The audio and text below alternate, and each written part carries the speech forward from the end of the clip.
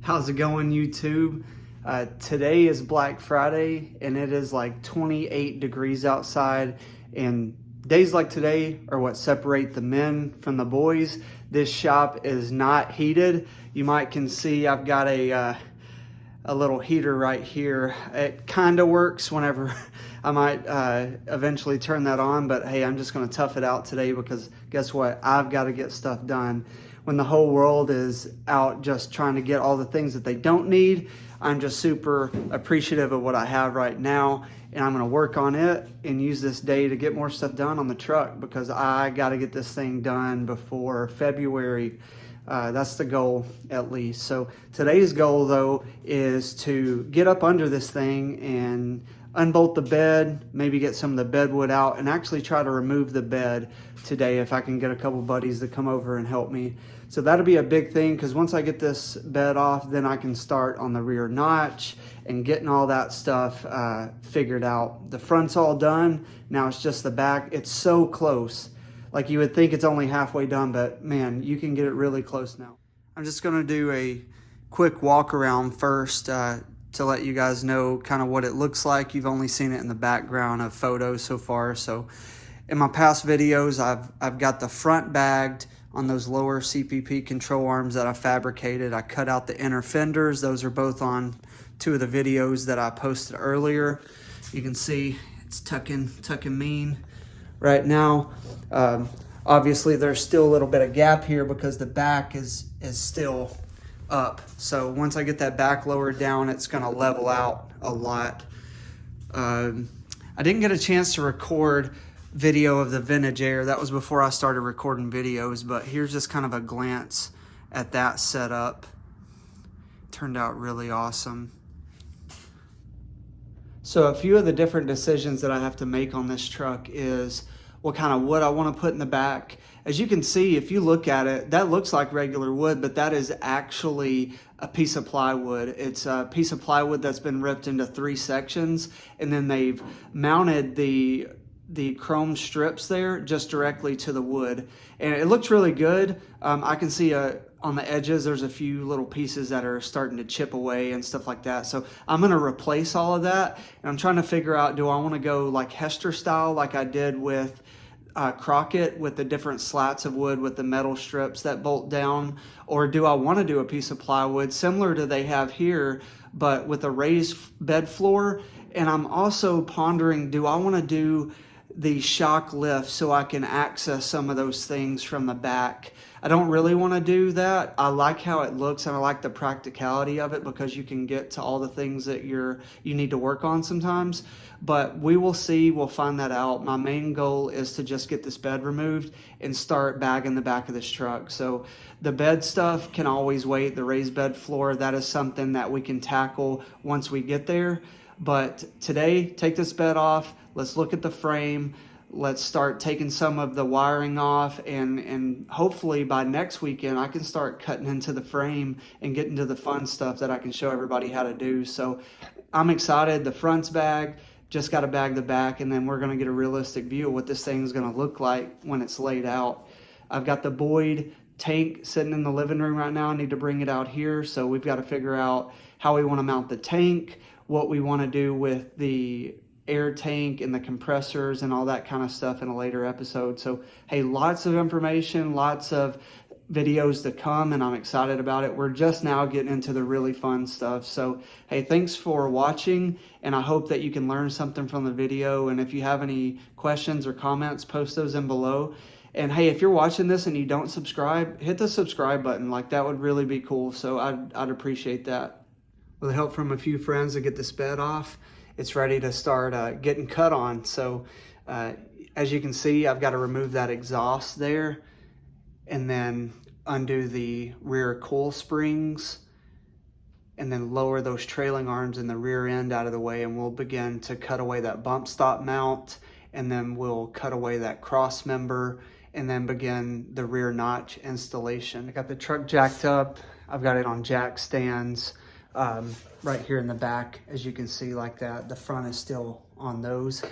The reason I have it a little bit higher up is because when I loosen up this spring here, I want this rear end and I want the trailing arms to drop as far down to the ground as they can without me unbolting everything.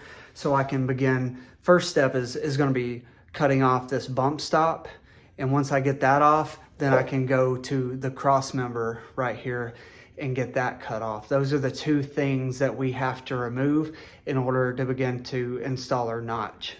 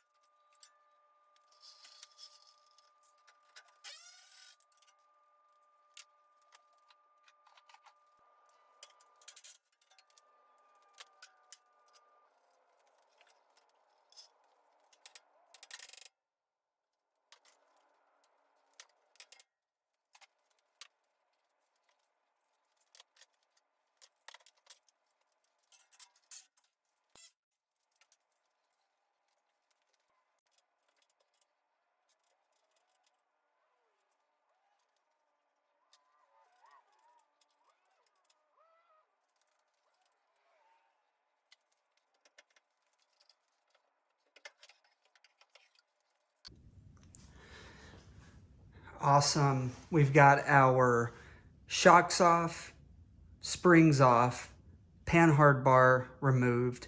Went ahead and took the drive shaft out. And we are ready to begin cutting off the bump stop brackets and then the cross member. And then things are gonna get fun. We get to start doing the notch. Before I start cutting on things, I'm gonna go ahead and remove, you can see that there's the brake light cables. I'm gonna go ahead and pull all that out and get that under the truck so there's no wiring or anything else. Check this side. On this side, all we have to remove is the brakes. I'll go ahead and detach that here and then remove that out of the way, and we're going to be clear on both sides to begin cutting and grinding and all that kind of stuff.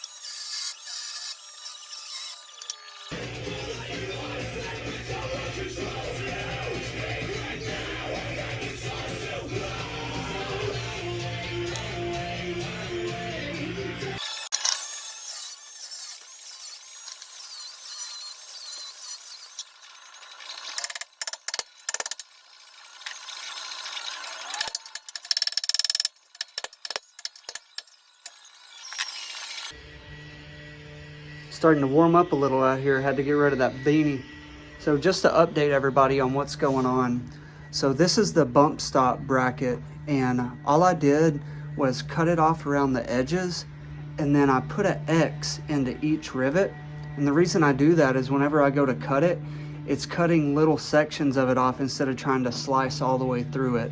So exit, pop that bracket off, and then you'll be left with the rivets, and then you can just take a hammer. If you've got an air hammer, like, that's awesome. I don't, so I just used a sledgehammer with a pick there and popped them out. And yeah, I did that on both sides, so we're good to go on that. And now it's the same thing for this cross member right here. You've got to X these right here, cut them off. Same thing for the bottom.